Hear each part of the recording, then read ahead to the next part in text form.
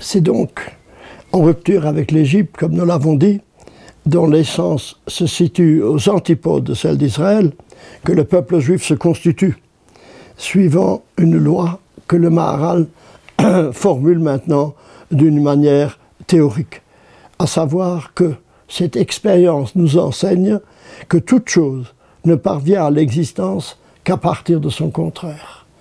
Il y a donc là, dans l'expérience du peuple juif et dans son arrachement à l'Égypte, comme je l'ai dit, dans sa confrontation avec les nations, il y a ce profil, si vous voulez, une loi permanente de l'histoire, une loi permanente aussi bien de l'histoire de la nature que de l'histoire des hommes, à savoir que toute chose ne parvient à l'existence qu'à partir de son contraire. C'est-à-dire, dans toute son existence, l'existence du peuple juif se déroulera dans le cadre de l'alliance. L'alliance, c'est-à-dire du fait que de sa relation avec Dieu. Je voudrais préciser, nous l'avons vu dans notre dernier exposé, Dieu prend Goy Mikerev Goy, un peuple au milieu d'un autre peuple. En réalité, n'est-ce pas, Dieu ne choisit pas un peuple déjà existant en faisant de ce peuple le témoin. Il n'y a jamais eu de peuple juif qui ne soit pas déjà dans sa formation en relation avec Dieu. Ce n'est pas un peuple existant d'une manière immanente, comme toutes les autres nations, que Dieu ensuite choisit, mais il crée le peuple juif d'une manière différente des autres nations. Si vous voulez, si nous avons plusieurs éléments ainsi disposés, qui existent déjà, alors Dieu viendrait choisir un des éléments et en ferait son témoin. Ce n'est pas ainsi. C'est que Dieu crée le peuple juif d'une manière différente. Il n'y a jamais eu de peuple juif qui ne soit pas en même temps en relation avec Dieu. Je dis cela pour que nous comprenions bien quel est le sens de la brite, quel est le sens de l'alliance. L'alliance, sous cet aspect, n'est pas un contrat établi entre deux éléments. Ce n'est pas une forme de contraction de l'un par rapport à l'autre. Le brit signifie ici, en l'alliance, c'est que le peuple juif a été constitué par l'alliance. C'est le brit qui est sa substance. Il n'existe pas autrement, il n'a jamais existé autrement que par cette relation avec Dieu. Et par conséquent, il continue dans toute son histoire à vivre en relation dialectique avec toutes les Égyptes, c'est-à-dire tous les empires de l'univers, en constant effort d'affranchissement et de confirmation de sa liberté. Il y a donc, dans la vie du peuple juif, un effort constant pour demeurer fidèle à la manière dont il est né. Comment se fait cet effort? Sous quelle forme cet effort se réalise? Eh bien, elle se réalise sous une conduite imposée par la loi, par la Torah en conséquence, qui a pour objet principal de maintenir cette relation.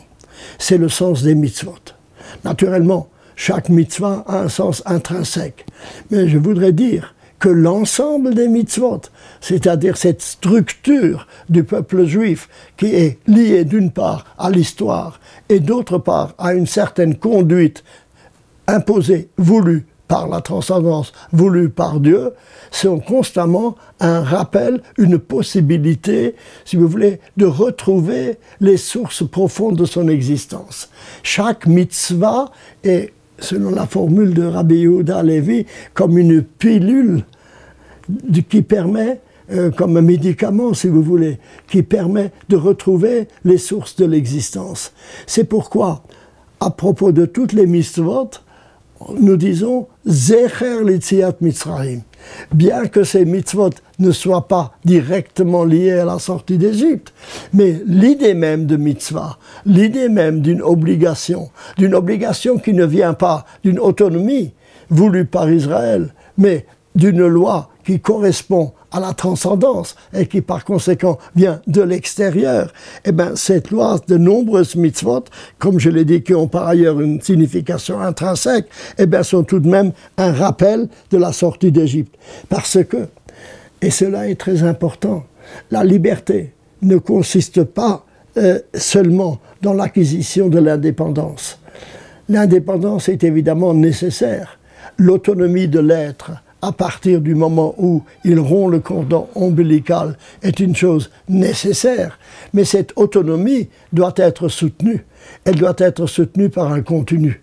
L'indépendance pour l'indépendance, la liberté pour la liberté, sans savoir vers où cette liberté doit conduire, aboutit au contraire à une nouvelle aliénation. Il est donc nécessaire qu'il y ait des forces qui rappellent constamment au peuple juif cette libération et ce que nous appelons normalement, ce que l'on appelle parfois « Ol ha-mitzvot », c'est-à-dire le joug des mitzvot, en réalité ne c'est pas un joug, c'est, si vous voulez, une force interne qui permet au peuple juif de retrouver constamment la source vivante de son être et par conséquent de se libérer constamment de toutes les aliénations. Je suis l'Éternel, ton Dieu, qui t'a fait sortir d'Égypte, de la maison de la servitude. Et qu'est-ce qui suit ? Les 10 paroles. Par conséquent, ce n'est qu'une présentation. Je suis l'Éternel, ton Dieu, qui t'ai fait sortir de la maison de servitude, et je t'ai donné en même temps le moyen de te libérer constamment devant tous les empires qui ne manqueront pas de se présenter sur ta route. Et par conséquent, vous voyez que la vie selon la Torah et le développement que le peuple juif a donné à cette Torah, la manière dont il a poursuivi son existence à travers ce que je dirais n'est pas la loi dans le sens strict d'une obligation, mais la loi dans le sens strict d'une Torah, d'un enseignement, d'une façon de vivre, d'une civilisation qui permet de se relier constamment aux sources, à l'intention, de maintenir, si vous voulez, une existence qui soit constamment vécue dans une tension.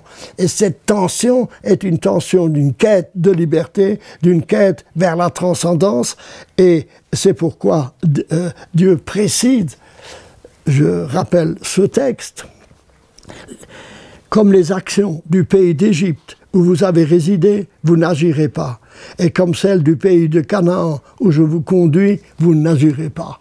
C'est-à-dire, vous voyez, d'un certain point de vue, Canaan et l'Égypte sont des tentations de considérer uniquement les données immanentes de l'univers.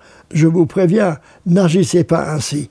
Tout enracinement comporte évidemment le risque de trahir le mouvement qui lui a donné naissance.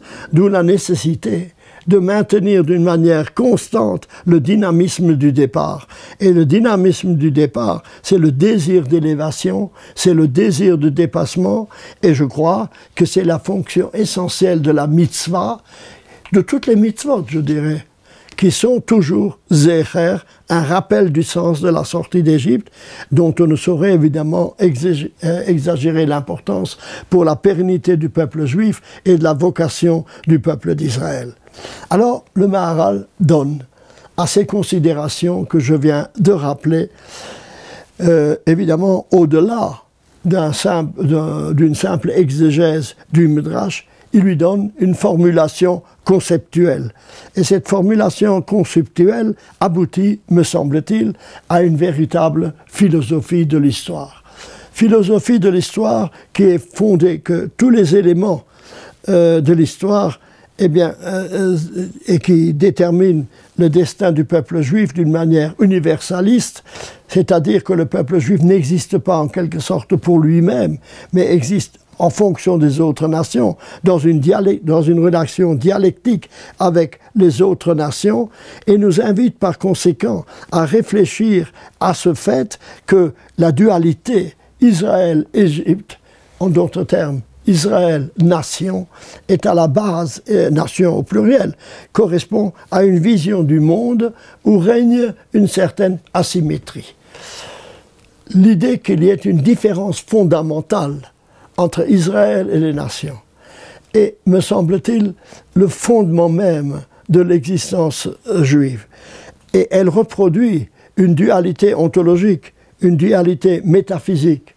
Pour le Maharal, il l'exprime en termes aristotéliciens, à savoir la matière et la forme. On pourrait dire d'une manière plus générale la matière et l'esprit, bien que la matière et l'esprit ne puissent pas se séparer, elles sont complémentaires, mais elles sont tout de même de nature différente. C'est ainsi aussi que dans l'histoire, il y a une dualité fondamentale. C'est ainsi que s'exprime ainsi Isaïe, et je voudrais rappeler cette notion, Isaïe chapitre 43, verset 10, « Vous êtes mes témoins, dit l'Éternel. Vous êtes mes témoins. » Israël, je le rappelle, nous l'avons vu dans l'exposé précédent, mais nous voyons maintenant dans une perspective plus générale, et dans le monde, portant la trace d'une singularité, portant la trace d'une transcendance, d'où par conséquent son étrangeté dans l'histoire, faisant partie de l'histoire, tout en étant séparé, en rupture d'une quelque façon avec l'ordre du monde. Et pourquoi cette rupture avec l'ordre du monde?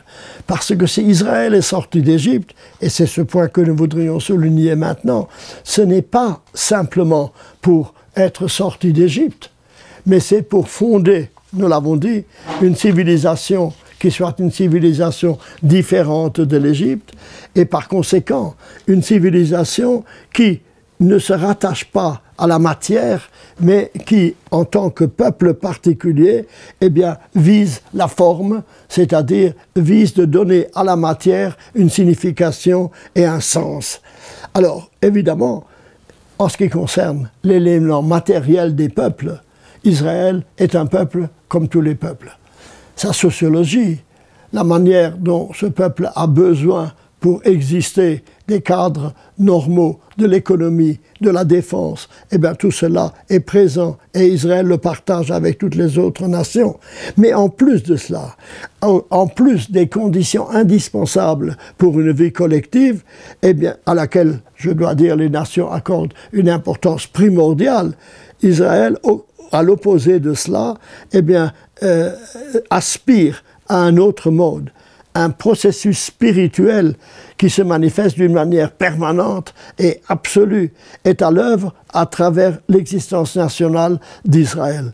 Et donc, dans sa réalité, au-delà des tourments et des avatars de sa vie quotidienne, les conditions matérielles de son existence, c'est le support indispensable pour que l'intellect puisse se poser sur lui. Mais ce n'est pas son fondement essentiel. Donc, de fait, la primauté accordée aux principes qui relèvent de la matérialité, les nations se voient installées dans l'intégralité d'un monde qui est déjà achevé. Israël, au contraire, aspire à un achèvement du monde et se refuse à considérer le monde tel qu'il est comme la manifestation ultime de la création. C'est, me semble-t-il, le sens profond de la sortie d'Égypte, qui ne se limite pas à la sortie d'Égypte, mais qui aspire à un autre monde. C'est pourquoi je disais que la sortie d'Égypte, à la manière dont le Maharal la voit, n'est que le préambule d'une sortie plus générale, n'est que le préambule d'une rédemption qui ne soit pas seulement qu'Israël est sorti d'Égypte, mais que le monde sorte d'Égypte, en quelque sorte que les nations elles-mêmes trouvent dans l'existence juive le fondement nécessaire pour alimenter leur propre existence. Dans ce sens, le Maharal déclare, je cite, « La délivrance d'Égypte et la délivrance future ultime sont liées l'une à l'autre comme si elles ne formaient qu'une seule. » Cela veut dire, dans mon sens, que l'Exode inaugure un mouvement constitutif de l'historicité de libération progressive des hommes. C'est le départ d'une tentative de liberté. C'est le départ d'une libération qui concerne en premier lieu Israël, mais qui vise en réalité à la libération de l'univers. Cette expérience d'Égypte signifie qu'une libération est possible, que l'esclavage, que l'aliénation, que le monde aliéné n'est pas le dernier mot de l'existence, n'est pas le dernier mot de la création. Et par conséquent, l'affirmation de l'identité d'Israël est toujours un signe d'espoir. Un autre monde est possible. De même que l'existence juive est conditionnée par la sortie d'Égypte, à savoir que l'esclavage n'était pas éternel, que l'on n'est pas esclave, mais que l'on consent à l'aliénation et dont il faut se délivrer. Et cette délivrance exige par conséquent une délivrance totale. Un autre monde, un autre éon, une autre ère pointe à l'horizon de l'humanité. La rédemption est nécessaire parce qu'elle donne un sens à l'évolution de l'histoire. Sinon, eh bien, l'histoire est, comme le disait Dostoïevski, un conte récité par un idiot, c'est-à-dire n'ayant aucune finalité, ne sachant pas où elle aboutit et vivant ainsi dans un monde en développement dont on ne sait pas vers quoi l'on aspire. La sortie d'Égypte est donc par conséquent pour le monde le témoignage, je dirais, qu'une Géoula, un salut de l'humanité est possible. Et c'est pourquoi la sortie d'Égypte ne se résume jamais à la sortie d'Égypte elle-même. L'existence juive, à travers son histoire, mais aussi à travers les mitzvot, c'est-à-dire à travers un comportement qui maintient d'une manière constante cette liberté de départ, cette volonté de libération de départ, eh bien, elle donne un certain sens à l'évolution de l'histoire tout entière. Et par conséquent, en inscrivant cette dynamique du devenir dans le développement des nations et des civilisations, le Maharal dans le cadre d'une philosophie de l'histoire qui donne un sens intelligible à une succession de faits apparemment sans lien ni ordre. Donc la création, voyez-vous, n'est pas un fait du passé. Dieu n'a pas créé le monde et puis cela est terminé, il s'en est retiré. La création est du passé. Non, la création n'est pas un fait du passé, elle inaugure un processus. Et ce processus de la création s'est poursuivi par la création du peuple juif, et par conséquent, même la création du peuple juif additionnée à celle de la nature n'est que l'inauguration d'un mouvement de l'histoire qui doit mener à un salut définitif. C'est pourquoi la sortie d'Égypte reste toujours le signe. La sortie est une phase décisive. Je dirais aussi, elle n'est pas un événement d'un passé révolu. Elle inaugure un temps qui s'oriente vers une voie déterminée. Elle inaugure un temps, la recherche d'une unité conquise sur le morcellement de la création. Elle marque pour le monde l'entrée dans une nouvelle forme de temporalité. Et la rédemption se déploie dans le temps de l'histoire. L'histoire est une histoire qui va dans un certain sens, c'est-à-dire elle est une histoire qui est la libération de l'humanité de toutes les aliénations, une croissance en train de s'accomplir, et elle parcourt donc toute l'histoire dont elle constitue la réalité intime, la dimension profonde, la respiration profonde de l'histoire. C'est la sortie d'Égypte qui se continue, c'est la libération continuelle pour aboutir à un monde qui soit un monde différent de celui que nous connaissons.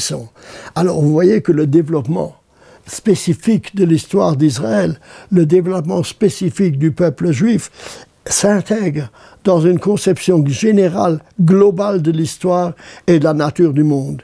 Et les événements qui caractérisent la destinée du peuple juif s'inscrivent dans le cadre de la plus vaste réalité du monde, de la création, et dans l'aventure même du Créateur. Nous comprenons maintenant mieux que l'Exode, la sortie d'Égypte, soit le principe des principes. C'est-à-dire, c'est l'élément constituant le départ véritable d'une histoire proprement humaine, et c'est la racine de tout, c'est-à-dire, elle dessine l'horizon idéal de la finalité de l'histoire de l'humanité. C'est pourquoi, dans la nuit du Seder, nous commençons par réciter évidemment tout ce qui concerne la sortie d'Égypte. Nous rappelons la servitude et nous rappelons tout ce qui s'est passé, mais nous nous levons de table en rappelant le Chad Gadya, que finalement c'est Dieu qui est le maître de l'histoire et que par conséquent nous attendons encore une libération qui soit une libération plus définitive encore que celle de l'Égypte. Aujourd'hui peut-être nous ressentons beaucoup mieux à la fois la pression des nations qui aujourd'hui comme autrefois, s'efforce de restreindre la volonté, cette vocation particulière d'Israël, cet éveil que constitue Israël, je dirais aujourd'hui, ce bastion qui devant la barbarie qui ne cesse de monter, et pour reprendre l'image du Midrash, de la bête qui est toujours vivante, comme rappelle Brecht, eh bien, nous voyons très bien que cette volonté d'existence d'Israël correspond à une volonté de salut de l'humanité, à une volonté de maintenir ce que fait que l'homme est l'homme, créé à l'image de Dieu, et par conséquent introduit dans une histoire à laquelle il doit contribuer pour lui donner un sens afin qu'il aboutisse à un événement capital qui est celui de la rédemption du monde. Nous appelons cela la venue du Messie, et la fête du Seder commence par la sortie d'Égypte et termine par l'espérance que véritablement le monde parviendra à un salut qui soit la libération définitive de toutes les aliénations.